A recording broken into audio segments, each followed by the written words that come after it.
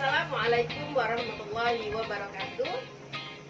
Perkenalkan, nama saya Vina Nur Indasari MPD. Saya utusan dari SMP Muhammadiyah 1 Pontianak. Saya mengikuti lomba video pembelajaran dalam rangka Milad Muhammadiyah ke-111. Selamat pagi semuanya, apa kabar? Semoga abang kakak di rumah selalu dalam keadaan sehat walafiat. Hari ini Ibu akan menjelaskan tentang struktur dan kebahasaan teks fabel. Namun sebelum itu, kalian saksikan dulu video berikut ini. Aku sudah sangat lapar, ingin memakan sesuatu. Ucap harimau. Mendengar ucapan harimau, Nah, bagaimana? Apakah abang kakak sudah menyaksikan video tersebut?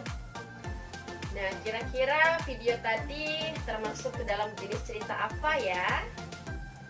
Ya, benar sekali. Video tadi termasuk dalam jenis cerita fabel. Nah, kira-kira apa ya yang dimaksud dengan cerita fabel? Iya, jadi cerita fabel adalah teks yang berisi kisah tentang hewan yang memiliki perilaku seperti manusia. Di dalam teks fabel ini, tokoh utamanya adalah hewan. Nah, kemudian bagaimana dengan ciri-ciri dari teks fabel? Ciri-ciri dari teks fabel, yang pertama adalah tokoh utamanya berupa hewan.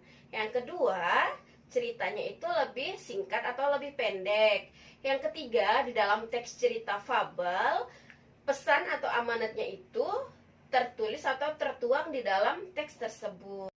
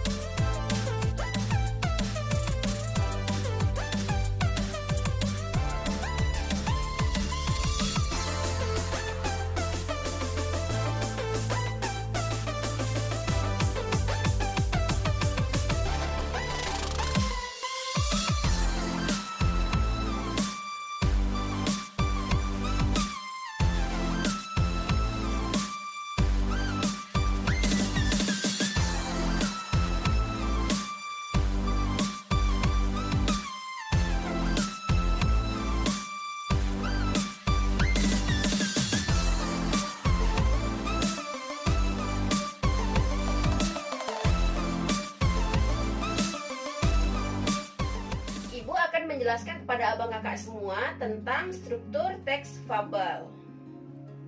Di dalam struktur teks fabel ada 4 struktur. Struktur yang pertama adalah orientasi, yang kedua adalah komplikasi, yang ketiga adalah resolusi, dan yang keempat adalah koda. Berikut penjelasannya. Orientasi merupakan pembukaan dalam cerita fabel. Orientasi berisi pengenalan latar dan pengenalan tokoh. Pengenalan latar berkaitan dengan waktu, tempat, dan suasana yang terjadi di dalam cerita. Struktur yang kedua adalah komplikasi. Tahapan ini berisi urutan kejadian. Kejadian-kejadian ini dihubungkan secara sebab akibat. Tahapan penjalinan konflik dimulai dari munculnya konflik, kemudian peningkatan konflik hingga konflik itu memuncak atau biasa disebut dengan klimaks. Struktur yang ketiga adalah resolusi. Resolusi merupakan suatu keadaan ketika konflik itu mulai terpecahkan dan menemukan penyelesaiannya. Yang keempat adalah koda. Koda merupakan struktur akhir dari cerita fabel. Di dalam koda berisi perubahan perilaku tokoh dan nilai-nilai yang dapat dipetik. Nah, bagaimana abang kakak sampai struktur teks ini? Apakah kalian sudah paham? Ya, kalau kalian sudah paham, maka akan kita lanjutkan ke materi berikutnya, yaitu tentang kebahasaan teks fabel. Penggunaan sinonim dan antonim. Yang kedua adalah penggunaan kalimat langsung. Yang ketiga adalah penggunaan kata seru. Yang keempat adalah penggunaan kata sandang si dan sang. Yang kelima adalah penggunaan keterangan tempat dan waktu. Berikut penjelasannya. Yang pertama, penggunaan sinonim dan antonim. Abang kakak tentu sudah pernah mendengarkan apa yang dimaksud dengan sinonim dan antonim. Sinonim istilah lainnya adalah persamaan kata, sedangkan antonim istilah lainnya adalah lawan kata. Yang dimaksud dengan sinonim adalah suatu kata yang memiliki bentuk yang berbeda tetapi memiliki arti yang sama atau arti yang mirip. Sebagai contoh, binatang sinonimnya adalah fauna. Tanaman sinonimnya adalah flora. Dahaga sinonimnya adalah haus. Nah, selanjutnya adalah antonim. Antonim merupakan kebalikan dari sinonim. Antonim merupakan lawan kata. Sebagai contoh, kurus antonimnya adalah gemuk. Panjang antonimnya adalah pendek. Maju antonimnya adalah mundur. Kebahasan yang kedua adalah penggunaan kalimat langsung. Kalimat langsung adalah sebuah kalimat yang merupakan hasil kejadian langsung dari pembicaraan seseorang yang sama persis seperti yang dikatakannya. Di dalam kalimat langsung ada 5 ciri-cirinya. Yang pertama, pada kalimat langsung, kalimat petikan ditandai dengan tanda petik. Yang kedua, huruf pertama pada kalimat yang dipetik menggunakan huruf kapital. Yang ketiga, kalimat petikan dan kalimat pengarang harus dipisahkan dengan tanda koma. Yang keempat, kalimat langsung yang berupa dialog berurutan harus menggunakan tanda titik 2 di depan kalimat langsung. Dan yang kelima adalah pola penulisannya.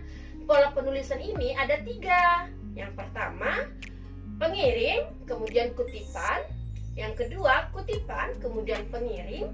Yang ketiga adalah kutipan, pengiring, dan kutipan. Selanjutnya adalah penggunaan kata seru. Di dalam penggunaan kata seru diperlukan tanda koma yang digunakan untuk memisahkan kata seru dengan kata selanjutnya yang terdapat di dalam kalimat. Kata seru yang sering digunakan contohnya oh, ya, wah, aduh, kasihan. Contoh kalimat, oh, begitu. Wah, hebat benar. Hati-hati di jalan ya. Kebahasaan selanjutnya adalah penggunaan kata sandang si dan sang. Di dalam teks fabel kita menggunakan kata sandang si dan sang. Kata sandang adalah kata yang berfungsi menentukan dan membatasi kata benda dan kata sifat. Kata sandang ditulis terpisah dari kata-kata yang mengikutinya. Nah, di dalam tabel yang dapat kalian lihat ini ada 2 kata si dan sang. Dalam contoh kalimatnya, si keledai sedang berjalan di pinggir hutan.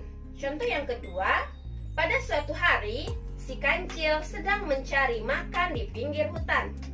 Penggunaan kata si fungsinya untuk mengiringi nama tokoh pengecilan atau kurang hormat. Yang kedua adalah kata sandang sang. Contoh kalimatnya, Dinda Laras menjadi sang juara pada sayembara itu. Contoh kedua, sang Garuda terbang tinggi mengharumkan nama bangsa. Nah, pada kata sang tersebut fungsinya untuk meninggikan martabat. Bahasaan yang terakhir dalam teks cerita fabel ada keterangan berfungsi memberi informasi tambahan dalam suatu kalimat. Pada cerita fabel, keterangan yang sering digunakan adalah keterangan tempat dan keterangan waktu. Sekian videonya, semoga bermanfaat. Saya akhiri, wabillahi taufiq walhidayah. Wassalamualaikum warahmatullahi wabarakatuh.